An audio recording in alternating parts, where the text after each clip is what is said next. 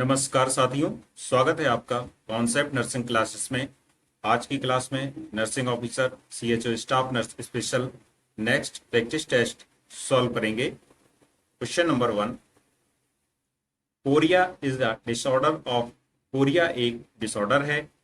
Central nervous system, cardiovascular system, digestive system, urinary system.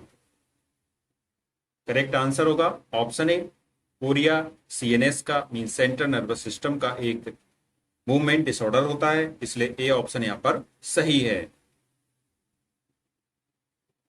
Korea एक प्रकार का movement disorder है जो सेंट्रल नर्वस सिस्टम को प्रभावित करता है। इसमें व्यक्ति के शरीर की मांसपेशियां अनियंत्रित, अनैच्छिक और अचानक झटके के साथ हिलने लगती हैं। यह कई न्यूरोलॉजिकल कंडीशंस जैसे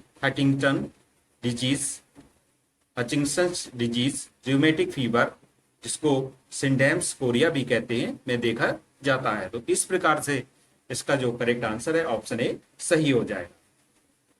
next question, question number 2, which drug is used to reduce intracranial pressure. Intracranial pressure को कम करने के लिए कौन सी ड्रग काम में आती है? IV mannitol, furosemide, hyperventilation, all of ever.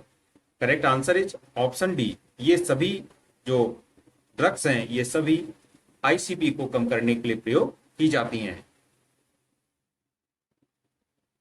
Intracranial pressure को कम करने के लिए विभिन्न तरीकों और दवाओं का प्रयोग किया जाता है।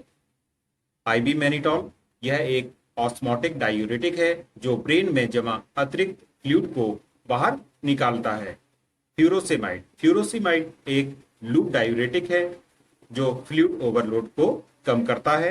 कॉर्टिकोस्टेरॉइड्स यह ट्यूमर या सूजन से जुड़ी जो भी आईसीपी की समस्या है उसको कम करने का काम करता है। नेक्स्ट क्वेश्चन नंबर 3,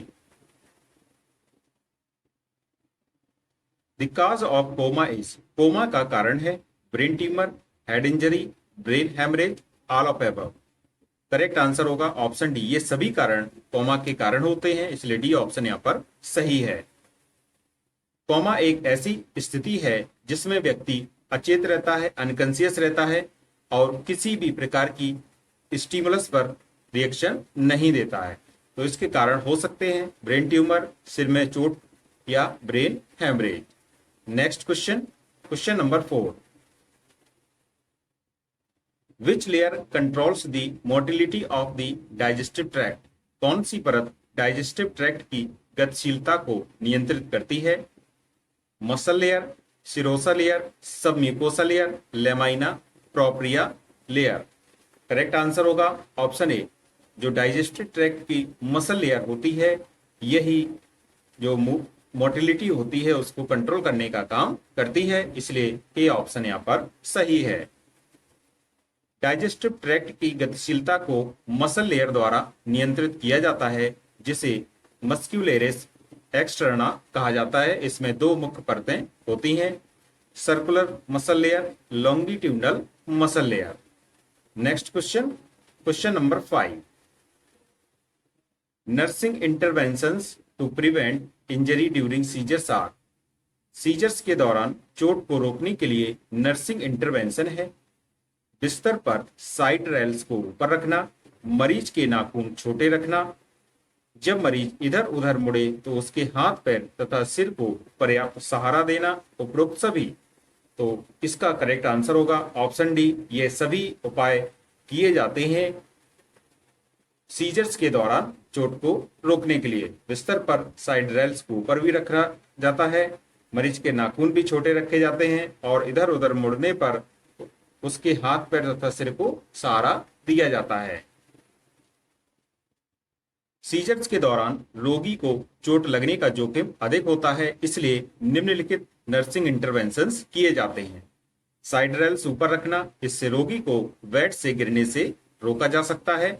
नाखून छोटे रखना, दौरे के समय अनजाने में खुद को या दूसरों को खरोचने से बचाया जा सकता है। सिर हाथ पैरों को सहारा देना, दौरे के समय शरीर के अंगों को सुरक्षित रखने और टकराव से बचाने में मदद करता है। नेक्स्ट क्वेश्चन, क्वेश्चन नंबर 6, परिचित वस्तुओं को पहचानने की क्षमता में व्यवधान, disturbance in the ability to recognise familiar objects होना कहलाता है। Aphasia, dysarthria, agnosia and dysphagia. Correct answer होगा ऑप्शन सी, एग्नोसिया। यह कहलाता है disturbance in the ability to recognise familiar objects.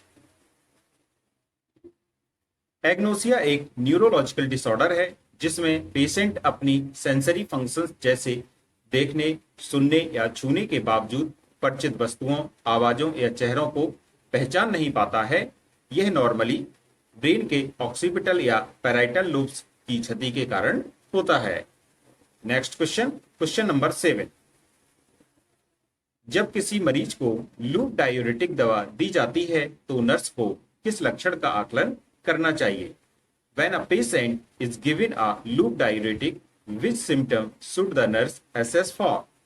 Increased BP, muscle cramps, restlessness and agitation, weakness, irregular pulse and poor muscle tone, paresthesia and irritability. Correct answer होगा option सी, कमजोरी, अनियमित नाड़ी और खराब मांसपेशी tone, means weakness, irregular pulse और poor muscle tone. इसका आकलन करना चाहिए जब मरीज को लूप डायूरेटिक्स दवा दी जा रही हो, इसलिए सी ऑप्शन यहां पर सही है। लूप डायूरेटिक जैसे फ्यूरोसेमाइड शरीर से सोडियम, पोटेशियम और पानी की अत्यधिक मात्रा को बाहर निकालते हैं। इससे हाइपोकैलेमिया हो सकता है जो निम्न लक्षण उत्पन्न करता है: मांसपेशियों की कमजोरी, अनियमित हृदय गति, खराब मांसपेशी टोन, थकान और चक्कर। नर्स को इन लक्षणों का नियमित आकलन करना चाहिए क्योंकि ये लाइफ थ्रेटनिंग इलेक्ट्रोलाइट इम्बैलेंस का संकेत हो सकते हैं। तो इस प्रकार से इसका करेक्ट आंसर होगा option C, weakness, irregular pulse and poor muscle tone.